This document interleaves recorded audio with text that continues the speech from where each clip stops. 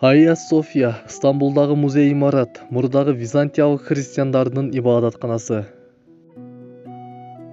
Салам достор, егер біздің каналда бірінші жолы болып жатсаңыз, қызыл подписация кнопкасын басып, видеоға лайк белгісін баса кетіңіз.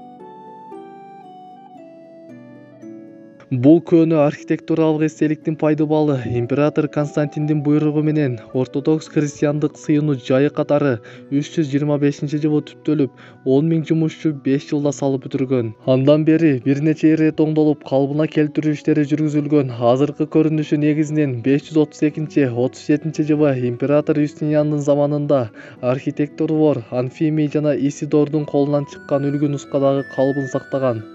Алардын салган күмбөзү 20 жыл өткөн соң кулап калып, 563 жылы Родос аралынын топурагынан жасалган жеңил кыштан жаңы күмбөз тургузулган.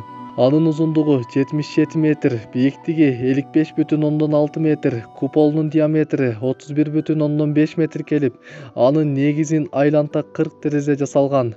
Алар аркылуу ичине туш тараптан жарык төгүлүп, куполдун зор табагы храмдын үстүндө калкып тургандай көрүнөт. Бұл имараттың құрылышының күбөсі болған жазуучу Прокопийдин сөзү боюнча, Hagia Sophia деңиз толкундарынын үстүндөгү кеме сыяктуу бүткүл шаардын үстүнөн бийлеп тургандай элес калтырчу экен. Hagia Sophia учурунда дүйнөдөгү эң ири ортодокс христиандык чиркөөлөрдүн бири болгон.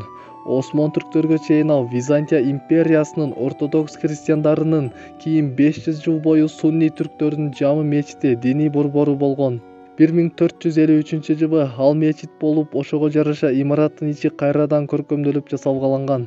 Айрым христиандык сүрөттөрдүн калдыктары сакталып калганын кийин илимпоздор аныкташты. 16-18 кылымдарда тегерегине мунаралар тургузулуп, кошумча курулуштар салынган. Түркия Жумурияттын айдыңдык республика катары түптөгөн айтылуу Ататүрктүн тушунда 1935 жылы Hagia Sophia имараты мамлекеттик музейге айландырылган. Учурда анын бир нече филиалдары бар болчу.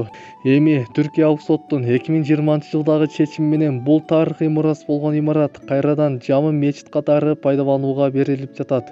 Бул окуяга дүйнөлүк коомчулук санаркоо менен мамиле кылды. Достор, видео жаккан болсо, видеого лайк белгисин коюп, аны досторуңуз менен бөлүшө кетиңиз.